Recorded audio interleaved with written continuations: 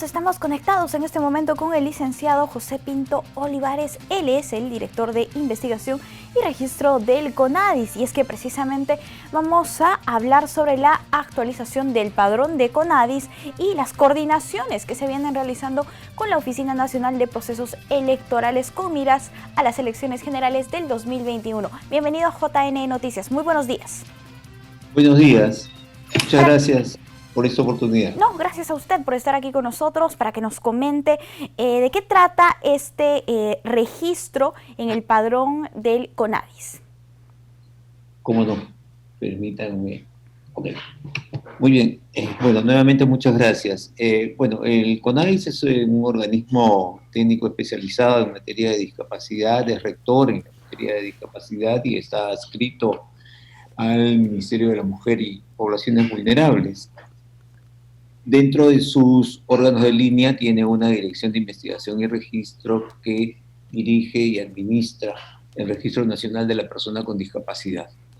Este Registro Nacional de la Persona con Discapacidad se genera a partir de la inscripción voluntaria de las personas que antes deben tener su certificado de discapacidad, ¿no? Que es emitido mediante un proceso de certificación específica en establecimientos de salud.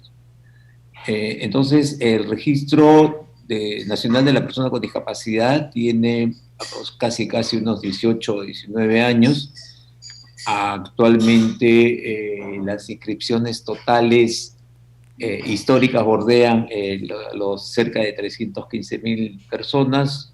Las inscripciones activas, descartando fallecidos, dobles inscripciones, diversos problemas, están cerca de los 290.000. De todos ellos, son 232.066 personas con discapacidad mayores de 18 años, vale decir, población electoral inscrita en el CONADIS. Aquellas personas, ¿no?, que van a acudir en todo caso a las urnas el próximo 11 de abril. Si pudiera comentarnos por qué es importante estar inscrito en este registro del CONADIS. Bueno, lo que ocurre es que la acreditación de la discapacidad es un acto médico, ¿no? Es un acto que se realiza mediante el otorgamiento del certificado de discapacidad. Hay una norma técnica específica del Ministerio de Salud que regula la calificación, evaluación y certificación de la discapacidad. Una vez que la persona obtiene su certificado, puede acudir al CONADIS para inscribirse en el registro, ¿no? El registro, ¿qué nos permite? El registro nos permite principalmente poder diseñar, ¿no?, políticas públicas en favor de la persona con discapacidad, pero además nos permite conocer a la población a la cual o frente a la cual el Estado peruano tiene un conjunto de obligaciones, ¿no? Es decir, porque el Estado peruano reconoce los derechos de las personas con discapacidad, pero no se trata solo de reconocer derechos. Esos derechos se reconocen a través de una ley, ¿no? Existe la Convención Internacional de la Convención de la Persona con Discapacidad y existe la ley 29973, que es la Ley General de la Persona con Discapacidad en el Perú, pero no se trata solo de eso. Allí se reconocen los derechos, pero el reconocimiento de derechos genera obligaciones, ¿no? En materia de accesibilidad, en materia de educación, de salud y rehabilitación, en materia de trabajo, en materia de protección social y en materia de fiscalización. Esas obligaciones, ¿no? Para cumplir esas obligaciones se necesita conocer a la población, Identificar. ¿no? Claro, hay varias formas de conocerlo. Una es con la información que, por ejemplo, se tiene en el Registro Nacional de la Persona con Discapacidad, en el cual, dicho sea de paso, no solamente se registran las personas naturales, sino también se registran las personas jurídicas, vale decir, instituciones que trabajan en favor de las personas con discapacidad y también las organizaciones de las personas con discapacidad. Es más, hay un registro, ¿no?, y ustedes deben conocer, lamentablemente todavía no se desarrolla con la amplitud que debiera, ¿no?, pero también es muy importante tener registrados a los perros guía, ¿no? Para las personas con discapacidad visual. Entonces, el registro es múltiple y permite que en muchos casos la persona con discapacidad pueda efectivamente acreditar ya su inscripción, de modo que pueda ser ya efectivo el goce de un conjunto de derechos, ¿no? Que van desde la cuota laboral hasta, por ejemplo, una bonificación en los concursos para cubrir plazas en el sector público. En fin. Justamente de esos derechos que usted nos habla, las personas que sufren de alguna discapacidad deben tener las facilidades de acceso para emitir su voto en las próximas elecciones generales del 2021. Y CONADIS, junto a OMPE, ya han sostenido algunas reuniones con miras a este proceso electoral. ¿Cuáles son los acuerdos a los que se han llegado? Correcto. Los acuerdos giran principalmente en torno a 2 o 3 ejes.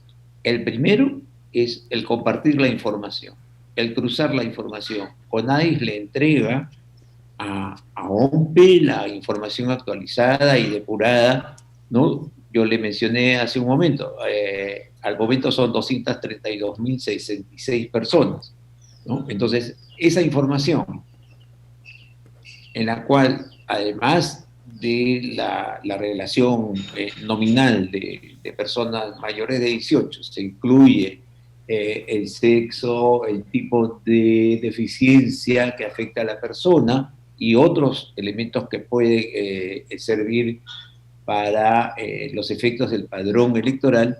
Esa información se le entrega a OMPE y con eso OMPE tiene ya una base sobre la cual proyectar, por ejemplo, dónde está concentrada la población con discapacidad y brindar la posibilidad, ¿no?, de que esta población con discapacidad se pueda nuclear, ¿no? Yo le explico, normalmente yo voto, bueno, yo tengo secuela de polio, yo voto en un establecimiento ubicado en el distrito de Breña, pero de pronto hay otro establecimiento que quede más cerca de mi domicilio.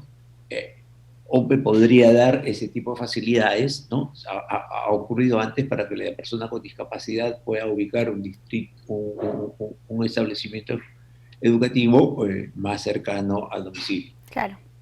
¿No? Pero además, bueno, ese es el primer eje, Listo. el compartir la información. ¿Cuál es el segundo eje?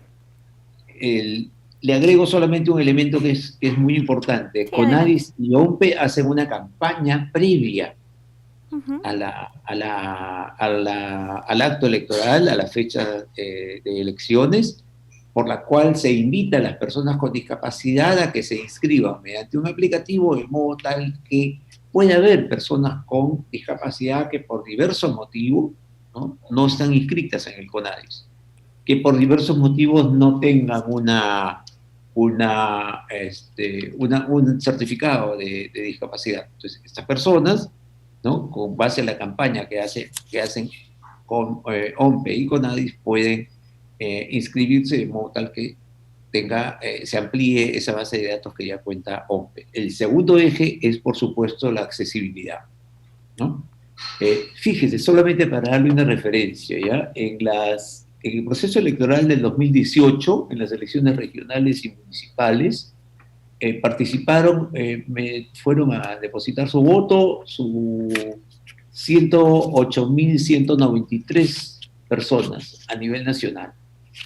De esas 108.193 personas, el 40% tenían deficiencia o discapacidad física. Lo que es lamentable. Y que tiene que ser superado para el próximo proceso electoral. Claro, ¿no? Entonces, es esta cantidad, son 108.000, fíjese, que votaron en el 2018, ahora hay 232.000 inscritos, pero esa cifra todavía nos quedamos pequeños, ¿no? ¿Por qué? Porque según el censo de 2017, son 2.745.889 personas, las personas con discapacidad mayores de 18 años. O sea, son ¿cuántas personas las que no están en este registro o no están empadronadas y por ende no reciben las facilidades? Aproximadamente el registro está cubriendo más o menos un 15%, 15 a 18% del total de las personas con discapacidad estimadas, ¿no? Por los censos del 2017. ¿Y cuál ¿No? sería el tercer eje, licenciado? Muy bien, el tercer eje tiene que ver ya con las facilidades concretas en la materia, ¿ya? Fíjese, por ejemplo, normalmente, y usted como comunicadora, como trabajadora de la prensa, de repente ha cubierto algún proceso electoral y normalmente la persona con discapacidad, en principio, es más o menos bien atendida, ¿no? Hay una persona que le ayuda, le dice, le indica, pero el planteamiento es que en la medida de lo posible, y por lo menos en aquellos establecimientos educativos, en aquellos recintos electorales en los cuales efectivamente haya una cantidad más o menos importante de personas con discapacidad en su condición de votantes, haya un orientador o una orientadora que cumpla este acto. Luego, por ejemplo, usted sabe que las personas con discapacidad visual en principio tienen el derecho a ir con un acompañante, ¿no? O también pueden ir solas. Entonces, la persona con discapacidad visual tiene la opción de votar en una cartilla braille. Así es que también se tiene que habilitar, ¿no? Según este padrón, Sí, para las personas claro. que tengan este tipo de discapacidad. Así es, pero por ejemplo, el trabajo conjunto va a permitir que en la cartilla braille la persona pueda digitar, entre comillas, ¿no? Utilizando el implemento que normalmente utiliza, una suerte de punzón, pueda efectivamente poder colocar, ¿no? Los números de su elección.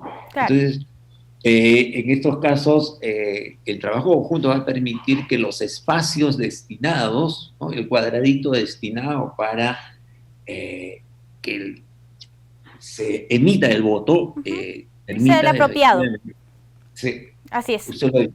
Bien. Usted lo ha dicho. Listo. Licenciado, muchísimas gracias por acompañarnos en JNE Noticias. Nosotros tenemos que terminar aquí, pero seguramente en otras ediciones también podremos tenerlo a usted. Muy agradecidos. Vamos a hacer una brevísima pausa. Al volver, más información.